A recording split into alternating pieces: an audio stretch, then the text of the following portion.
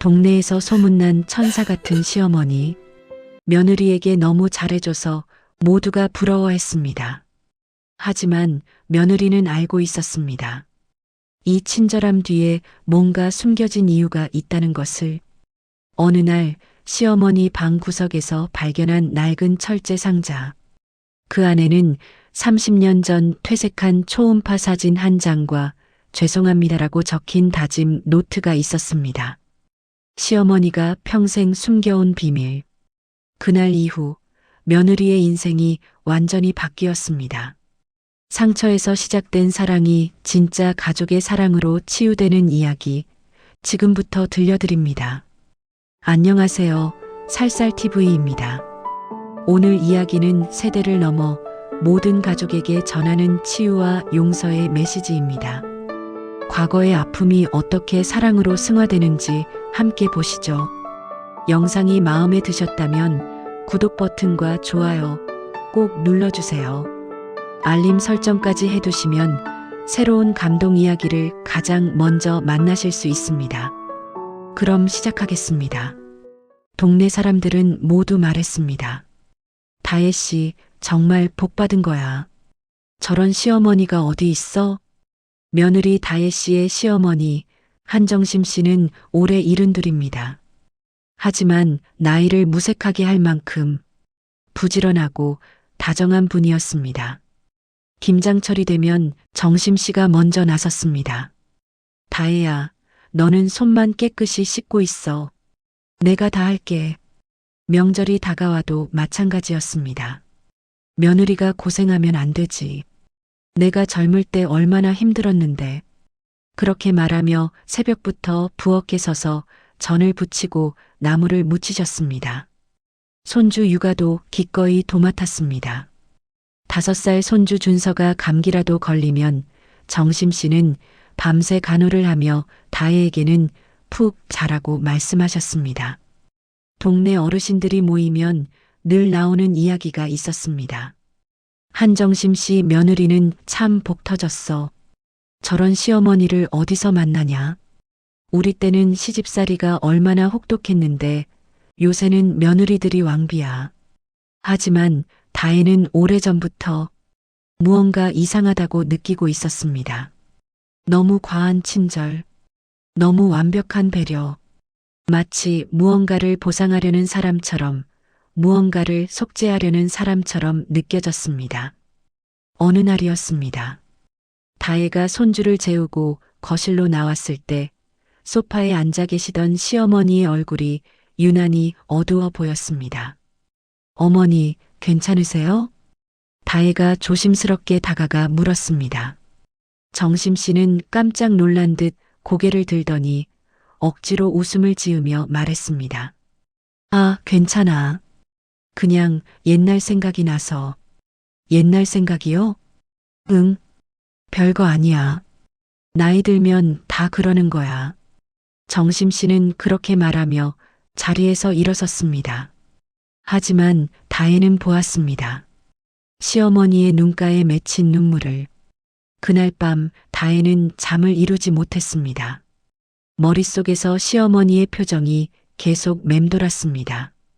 그 슬픔, 그 죄책감, 그 불안함, 어머니, 대체 무슨 일이 있으셨던 걸까? 다음 날 아침, 다혜가 부엌에서 아침을 준비하고 있을 때였습니다. 정심 씨가 먼저 일어나 부엌으로 들어오셨습니다. 어머니, 제가 할게요. 좀 더 주무세요. 아니야, 괜찮아. 내가 할게. 정심 씨는 다혜의 손에서 국자를 빼앗듯 가져가며 말했습니다. 그 순간 다혜는 다시 한번 느꼈습니다. 이 과한 친절 뒤에는 분명 무언가가 있다고. 어머니, 제가 며느리잖아요. 제가 해야죠. 아니야, 며느리가 고생하면 안 돼.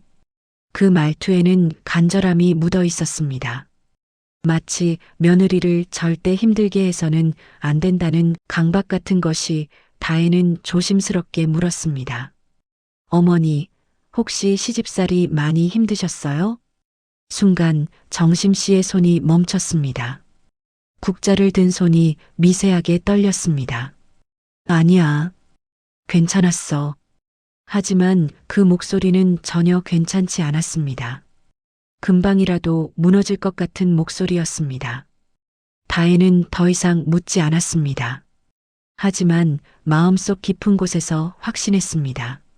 시어머니에게는 아무도 모르는 깊고 아픈 비밀이 있다고. 그리고 그 비밀은 며느리인 자신과 깊은 관련이 있을 것이라고. 어머니가 나에게 이렇게까지 잘해주시는 이유 언젠가는 알게 되겠지. 다혜는 조용히 중얼거렸습니다. 그날 이후 다혜는 시어머니를 더 유심히 관찰하기 시작했습니다. 30년 전 1994년 봄이었습니다. 24살의 젊은 한정심은 시골 농가의 며느리로 살고 있었습니다. 남편은 술을 마시면 폭력적이었고 시어머니는 며느리를 사람이 아닌 일손으로만 생각했습니다. 정심아, 밥 다 됐냐? 빨리 안 가져오니? 시어머니의 목소리는 늘 날카로웠습니다. 정심은 임신 6개월의 몸으로도 새벽부터 저녁까지 쉴 틈이 없었습니다. 첫째 아들을 낳았을 때도 산후조리는 고사하고 사흘 만에 부엌에 나가야 했습니다. 며느리가 이 정도 고생은 해야지. 나도 다 그렇게 살았어. 그리고 2년 뒤 정심은 둘째를 임신했습니다. 어머니, 배가 많이 불러서 조금만 쉬면 안 될까요? 쉬긴 뭘 쉬어, 농사철인데. 일손이 부족해. 논에 나가서 모신기 거들어. 시어머니는 임신한 며느리를 전혀 배려하지 않았습니다. 아니, 배려할 생각 자체가 없었습니다. 며느리는 원래 그런 거니까. 정심은 임신 7개월의 몸으로 논에 나갔습니다. 뜨거운 5월의 햇볕 아래 허리를 구부린 채 모를 심었습니다. 아야. 갑자기 아랫배에 통증이 왔습니다. 차가운 눈물과 무리한 자세가 몸을 망가뜨리고 있었습니다. 어머니, 저 좀 배가 너무 아파요. 조금만 더 하고 들어가. 해가 지기 전에 끝내야 해. 시어머니는 며느리의 고통보다 일이 우선이었습니다. 그날 저녁 정심은 집으로 돌아오자마자 쓰러졌습니다. 하혈이 시작되었습니다. 하지만 시어머니는 병원에 데려가는 대신 이렇게 말했습니다. 누워서 좀 쉬어. 괜찮아, 질 거야. 병원비 아깝잖아. 그날 밤 정심은 혼자서 아이를 잃었습니다. 아무도 옆에 없었습니다. 남편은 술에 취해 코를 골고 있었고 시어머니는 며느리가 몸 관리를 잘못해서 그런 거라며 외면했습니다. 정심은 작은 방 한 구석에서 혼자 울었습니다. 아무 소리도 내지 못한 채 이불을 깨물며 울었습니다. 미안해, 엄마가 너를 지켜주지 못해서 미안해. 그 작은 생명은 세상에 나오지도 못한 채 사라졌습니다. 병원에 간 것은 사흘이 지나서였습니다. 출혈이 멈추지 않아서야 겨우 병원에 갔지만 이미 늦었습니다. 왜 이렇게 늦게 오셨습니까? 산모 몸 상태가 위험합니다. 의사는 정심의 상태를 보고 경악했습니다. 하지만 정심은 아무 말도 할 수 없었습니다. 시어머니가 옆에 서서 말했습니다. 시골이라 병원이 멀어서요. 그리고 며느리가 괜찮다고 했어요. 거짓말이었습니다. 정심은 계속 아프다고 말했습니다. 하지만 아무도 들어주지 않았습니다. 그날 이후 정심의 인생은 완전히 바뀌었습니다. 아이를 잃은 슬픔보다 더 큰 것은 죄책감이었습니다. 내가 더 강하게 말했어야 했는데 내가 아이를 지키지 못했어. 정심은 자신을 용서할 수 없었습니다. 밤마다 그 아이가 꿈에 나왔습니다. 태어나지 못한 아이가 엄마를 원망하는 듯한 눈빛으로 바라보았습니다. 그렇게 시간이 흘러 어렵게 새로운 아이를 품에 안았습니다. 아이를 데리고 도망치듯 뛰쳐나와 드디어 그 지긋지긋한 집에서 빠져나올 수 있었습니다. 그 아이가 어느새 어른이 되어 결혼을 하고 정심은 마침내 며느리를 맞이했습니다. 며느리 다혜를 처음 본 순간 정심은 다짐했습니다. 나는 절대 내 며느리에게 내가 당했던 걸 되풀이하지 않겠다. 이 아이만큼은 내가 지켜주겠다. 그 다짐은 집착에 가까운 것이었습니다. 며느리가 조금만 힘들어해도 정심은 불안했습니다. 며느리가 무거운 것을 들려고 하면 정심은 달려가 빼앗았습니다. 며느리는 편하게 있어야 해. 절대 고생시키면 안 돼. 그것은 사랑이었지만 동시에 속죄였습니다.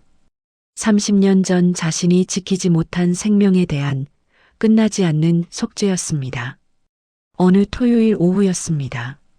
시어머니 정심 씨는 동네 경로당에 나가셨고 다혜는 집안 대청소를 하기로 했습니다. 어머니 방도 좀 정리해 드려야겠다. 시어머니 방은 늘 깔끔했지만 옷장 뒤편은 오래 손을 대지 않아 먼지가 쌓여 있었습니다. 다혜가 옷장을 움직이려는 순간 뒤편 구석에서 작은 철제 상자가 바닥에 떨어졌습니다. 이게 뭐지? 상자는 오래되어 녹이 슬어 있었습니다. 잠금 장치도 없었지만 오랜 시간 봉인된 듯 뚜껑이 잘 열리지 않았습니다. 혹시 중요한 건가? 다혜는 잠시 망설였습니다.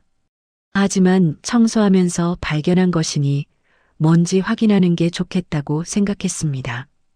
뚜껑을 여는 순간 다혜의 손이 멈췄습니다. 상자 안에는 오래된 물건들이 가득했습니다. 가장 먼저 눈에 들어온 것은 퇴색한 초음파 사진이었습니다.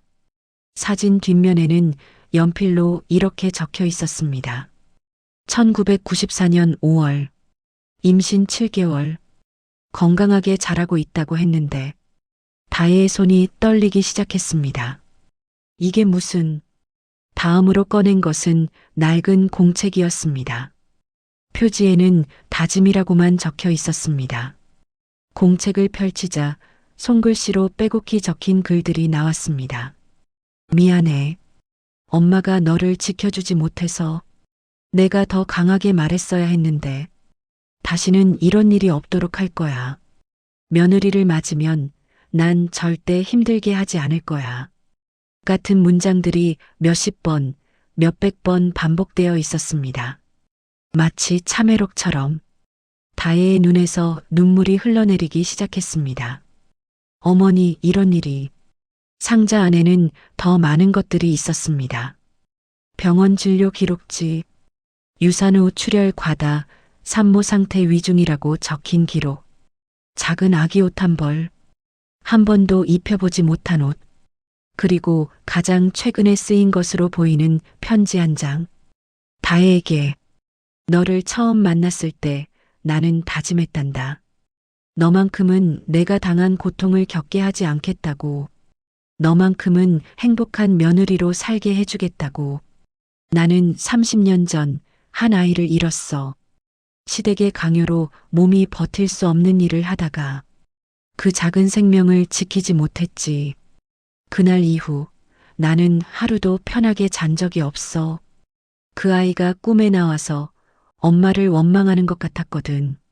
다혜야, 너에게 너무 과하게 잘해준다고 생각할지 모르겠어.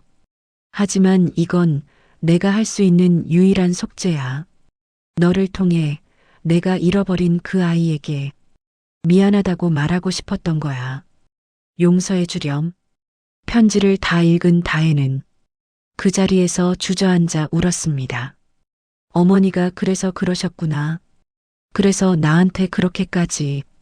시어머니의 모든 행동이 이해되었습니다.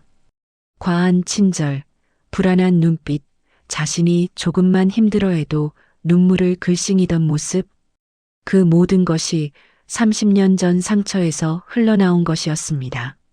상처가 이렇게 깊었는데 혼자 감당하셨구나. 다혜는 상자 안의 물건들을 조심스럽게 다시 넣었습니다. 그리고 조용히 기도했습니다. 어머니, 이제 제가 어머니를 지켜드릴게요. 제가 어머니의 상처를 치유해드릴게요.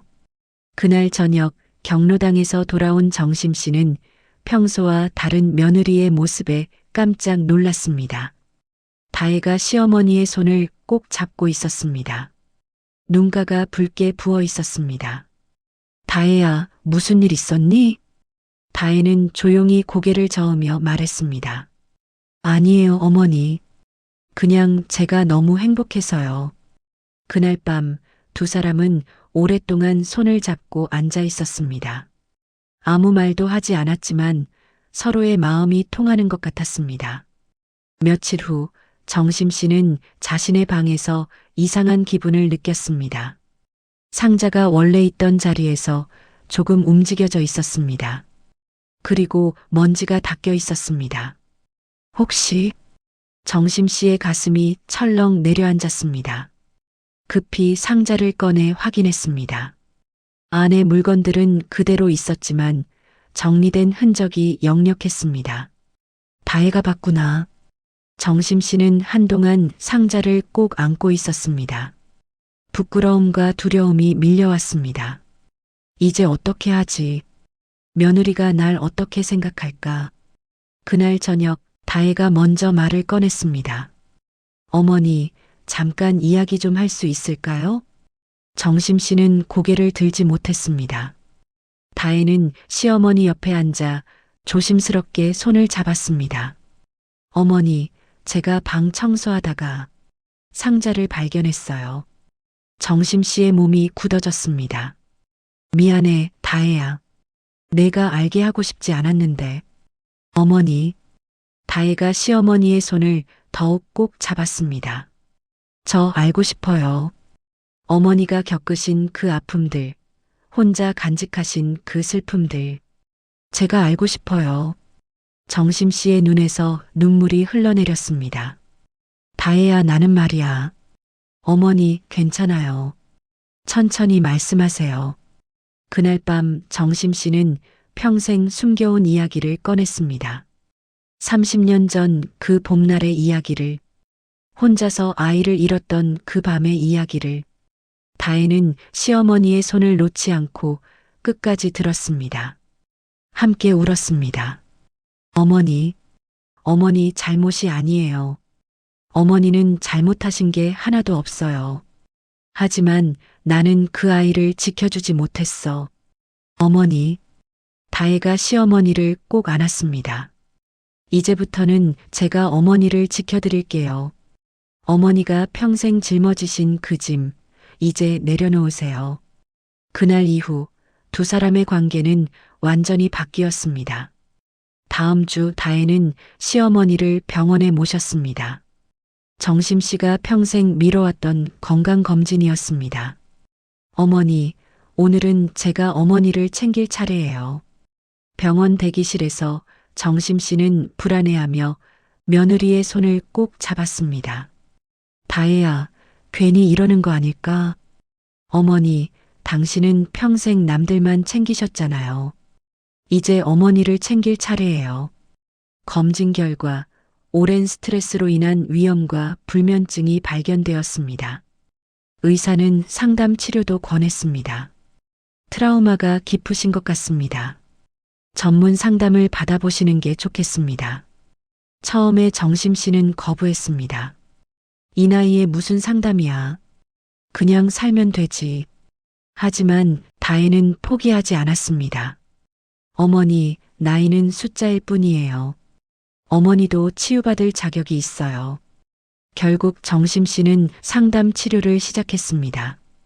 다혜는 매주 어머니를 상담센터까지 모셨습니다. 처음 몇 주는 힘들었습니다. 묻혀있던 감정들이 수면 위로 올라오면서 정심 씨는 밤마다 악몽을 꾸었습니다. 하지만 다혜는 곁을 지켰습니다. 시어머니가 힘들어할 때마다 손을 잡아주고 함께 울어주었습니다. 어머니, 괜찮아요. 제가 여기 있어요. 한 달, 두 달이 지나면서 변화가 일어났습니다. 정심 씨의 표정이 밝아졌습니다. 웃음이 많아졌습니다. 무엇보다 눈빛에서 불안함이 사라졌습니다. 다혜야, 신기하다나. 요즘 악몽을 안 꿔. 정말요, 어머니? 응. 그 아이가 꿈에 나오는데 이제는 원망하는 표정이 아니야. 미소 짓고 있어. 마치 괜찮아요, 엄마라고 말하는 것 같아. 다혜의 눈에서 눈물이 흘렀습니다. 어머니, 그 아이가 용서했나 봐요, 어머니를. 정심 씨는 평생 처음으로 누군가에게 기대는 법을 배워갔습니다. 며느리에게 도움을 청하는 것이 부끄럽지 않게 되었습니다. 다혜야, 오늘 내가 좀 피곤한데 저녁은 내가 해줄 수 있을까? 그럼요, 어머니. 푹 쉬세요. 그렇게 말할 수 있게 된 것만으로도 정심 씨에게는 큰 변화였습니다. 봄이 왔습니다. 마당에 매화꽃이 피고 벚꽃이 피어나기 시작했습니다. 정심 씨의 73번째 생신날이었습니다. 다혜는 아침부터 부엌에서 분주했습니다. 시어머니가 좋아하는 음식들을 정성껏 준비했습니다. 어머니, 생신 축하드려요. 오전 11시, 다혜는 작은 생일상을 차렸습니다. 큰 잔치는 아니었지만 마음을 담은 정성스러운 상이었습니다. 다혜야, 고마워. 이렇게까지 안 해도 되는데.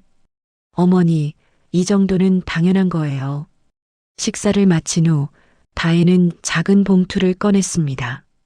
어머니, 이거 읽어보세요. 이게 뭐니? 편지요. 어머니께 드리고 싶었던 말들이에요. 정심 씨는 떨리는 손으로 봉투를 열었습니다. 다혜의 손글씨로 정성스럽게 쓰인 편지였습니다. 사랑하는 어머니께, 처음 이 집에 며느리로 왔을 때 저는 두려웠습니다. 시어머니는 무서운 분일까? 걱정했습니다.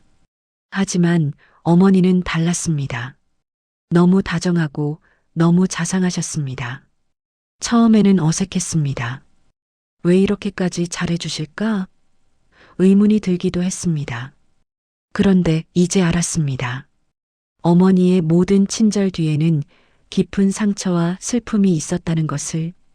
어머니, 30년 전 그날 어머니가 잃으신 그 아이. 제가 대신 사과드릴 수는 없지만 말씀드리고 싶습니다. 어머니는 잘못하신 게 없습니다. 어머니는 충분히 좋은 엄마였습니다. 그리고 저에게도 말씀드리고 싶습니다. 어머니는 제게 시어머니가 아니라 제 인생이 다시 따뜻해지게 해주신 봄날이십니다.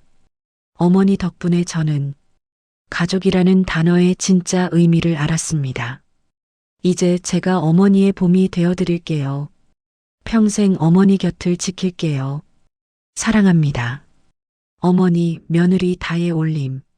편지를 다 읽은 정심 씨는 얼굴을 가리고 울기 시작했습니다. 평생을 참아온 눈물이었습니다. 30년 동안 혼자 사겨왔던 슬픔이었습니다. 하지만 이 눈물은 달랐습니다. 슬픔의 눈물이 아니라 해방의 눈물이었습니다. 다혜는 시어머니를 꼭 안았습니다. 어머니, 이제 괜찮아요. 다 괜찮아요. 다혜야, 고마워. 정말 정말 고마워. 두 사람은 오랫동안 그렇게 안고 울었습니다. 마당에서는 벚꽃이 바람에 흩날렸습니다. 마치 축복하듯 두 사람을 감싸 안았습니다. 그날 저녁 손주 준서가 할머니에게 달려왔습니다. 할머니, 생일 축하드려요. 그래, 우리 준서 고마워. 정심 씨는 손주를 안으며 생각했습니다. 30년 전 떠난 그 아이에게도 이제 편히 쉬라고 말할 수 있을 것 같아. 내가 이제 행복하니까 너도 저 하늘에서 편히 쉬렴. 그날 밤 정심 씨는 오랜만에 평온한 잠에 들었습니다. 악몽도 없었고 불안함도 없었습니다.